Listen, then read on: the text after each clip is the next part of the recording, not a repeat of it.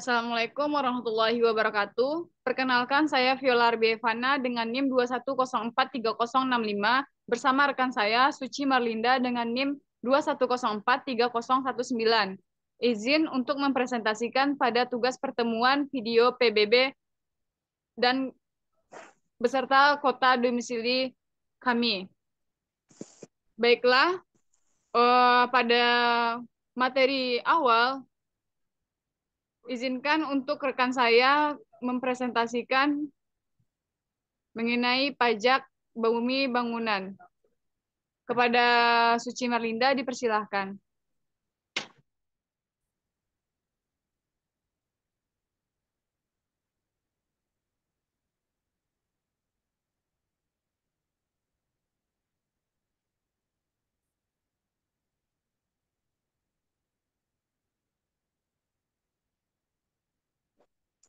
Baiklah, saya akan mempresentasikan mengenai pajak bumi dan bangunan dan atau P2.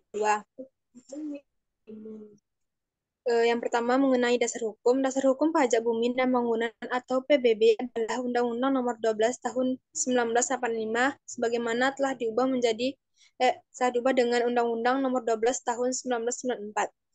Asas pajak bumi dan bangunan yang pertama memberikan kemudahan dan kesederhanaan, yang kedua adanya kepastian hukum, tiga mudah yang keempat menghindari pajak yang berganda.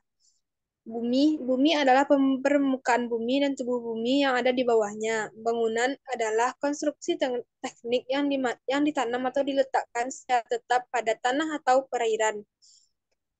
Selanjutnya yaitu pengetahuan objek pajak. SPOP adalah surat yang digunakan wajib pajak untuk melaporkan data objek menurut ketentuan Undang-Undang Pajak Bumi dan Bangunan. Surat pemberitahuan pajak terutang atau SPPT adalah surat yang digunakan oleh Direktorat Jenderal Pajak untuk memberitahukan besarnya pajak terutang kepada wajib pajak. Nilai jual objek pajak adalah harga rata-rata dari transaksi jual beli yang dengan objek lain yang sejenis, nilai perolehan baru atau nilai objek pajak pengganti. Besarnya NJOP berdasarkan klasifikasinya.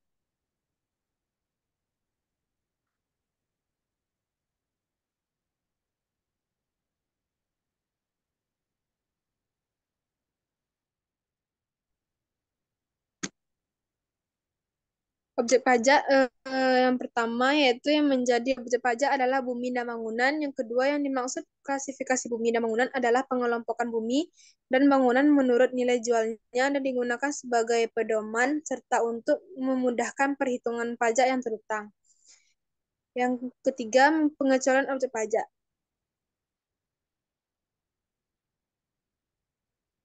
Next, B.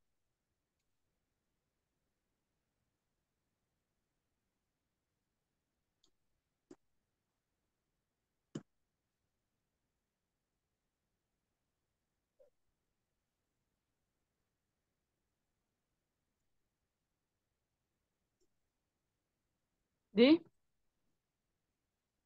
Bentar.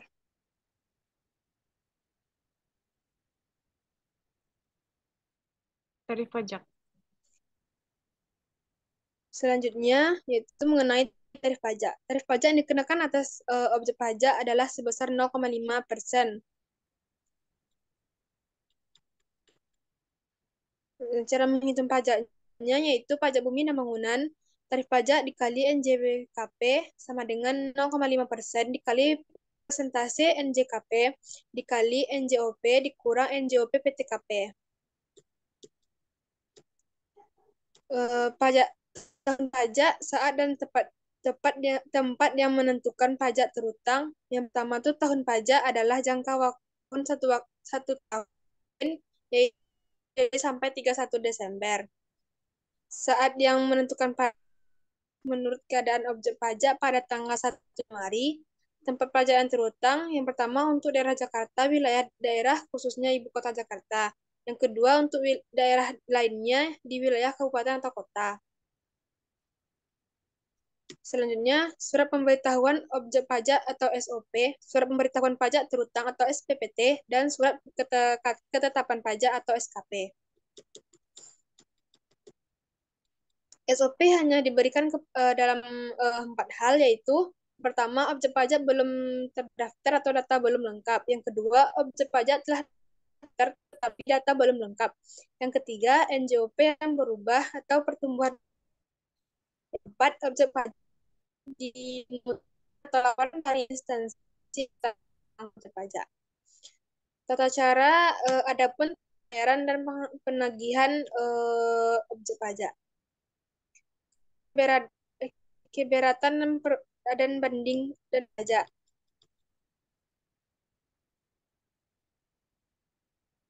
Selanjutnya, pengurangan pajak. Wajib pajak orang pribadi karena kondisi tersebut, objek pajak yang ada hubungannya dengan subjek pajak dan atau karena sebab-sebab tertentu lainnya, sebagai uraian berikut.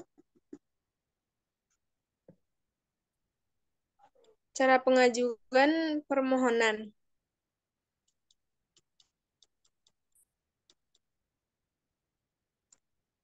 Selanjutnya, keputusan pengurangan sesuai dengan yang telah dirincikan. Selanjutnya, jabatan yang dalam jabatannya berkaitan langsung dengan objek pajak adalah seperti camat sebagai jabatan tanah,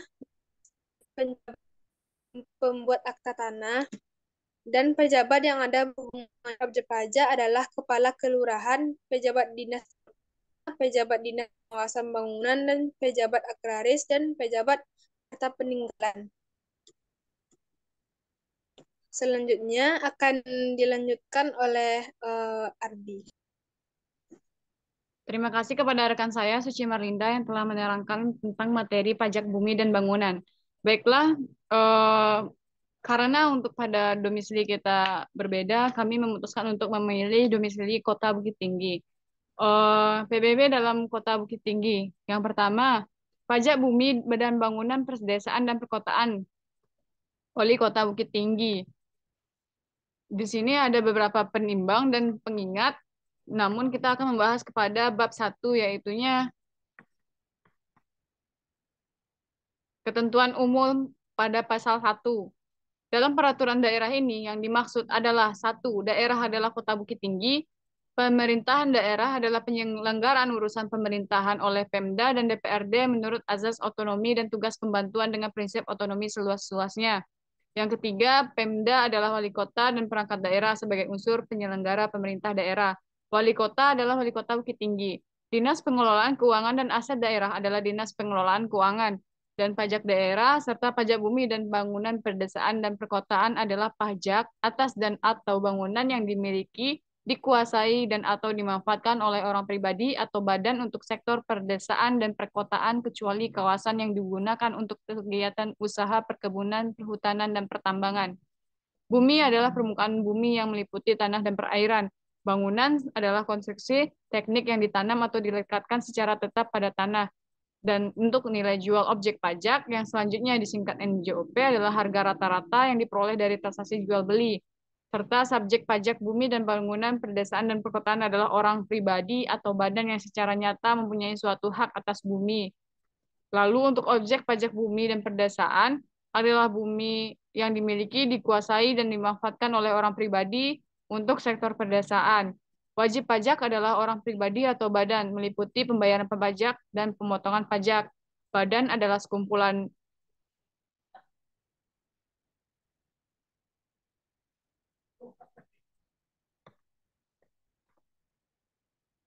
Badan adalah sekumpulan orang atau modal yang merupakan kesatuan baik yang melakukan usaha, serta tahun pajak dan pajak yang terutang, serta CSPOP dan SPPT, serta SKPD, SKPDLB, STPD, SKP, lalu dengan surat keputusan keberatan, banding, dan putusan banding, pemungutan, pemeriksaan, dan penyidikan tindakan pidana di bidang perpajakan daerah.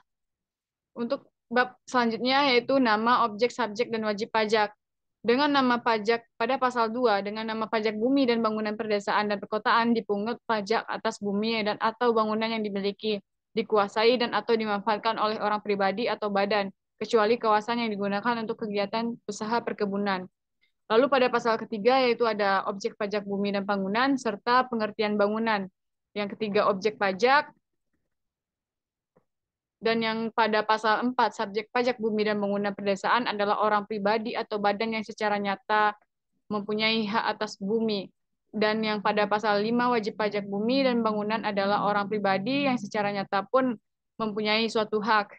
Pada bab 3, dasar pengenaan tarif dan cara menghitung pajak. Dasar pengenaan pajak bumi dan bangunan pedesaan dan perkotaan adalah NNJOP. Besarnya NJOP sebagaimana dimaksudkan pada ayat 1 ditetapkan pada setiap 3 tahun, kecuali untuk objek pajak tertentu dapat ditetapkan sesuai tahun sesuai dengan perkembangan wilayahnya. Dan pada pasal ke-7, tarif pajak bumi dan bangunan perdesaan dan perkotaan ditetapkan sebagai berikut. Untuk NJOP sampai dengan 1 miliar rupiah ditetapkan sebesar 0,1% per tahun. Untuk NJOP di atas 1 miliar ditetapkan sebesar 0,2% per tahunnya. Pada pasal ke-8, besaran pokok pajak bumi dan bangunan yang terhutang dihitung dengan cara mengalihkan tarif sebagaimana dimaksudkan dalam pasal 7 dengan dasar pengenaan pajak. Bab keempat, wilayah pengukutan. Pajak yang terutang dipungut di wilayah daerah yang meliputi letak objek pajak. Dan pada bab kelima ada tahun pajak, di mana 1 tahun sekali, kalender dan saat yang menentukan pajak terutang adalah menurut keadaan objek pajak pada tanggal 1 Januari. Bab kelima ada pendataan surat pemberitahuan objek pajak dan surat pemberitahuan pajak terutang. Bab ke-7 adalah pemungutan pajak. Pada bagian bab ke-7 pengumuman pajak bagian ke-1 tata cara pengumutannya dan bagian kedua surat tagihan pajak serta bagian ketiga tata cara pembayaran dan penagihan. Pada bagian keempat keberatan dan banding. Bagian kelima pembetulan, pembatalan, pengurangan, ketetapan dan penghapusan atas pengurangan sanksi administratif. Bab ke-8 yaitu pengembalian kelebihan pembayaran dan pada bab ke-9 adalah kadaluarsa penagihan. Untuk bab ke-10 ada pemeriksaan dan bab ke-11 insentif pengumutan. Bab ke-12 adalah ketentuan khusus pada pasal 28 dan juga bab ke-13 ketentuan penyidikan pada pasal 29 serta pada bab 20 ketentuan pidana di mana pasal 30, 31 serta pasal 32. Baik, untuk sekiranya pada pertemuan video kali ini sekian dahulu dari kami. Terlebih dan terkurang kami mohon maaf. Wabillahi taufiq walhidayah. Wassalamualaikum warahmatullahi wabarakatuh.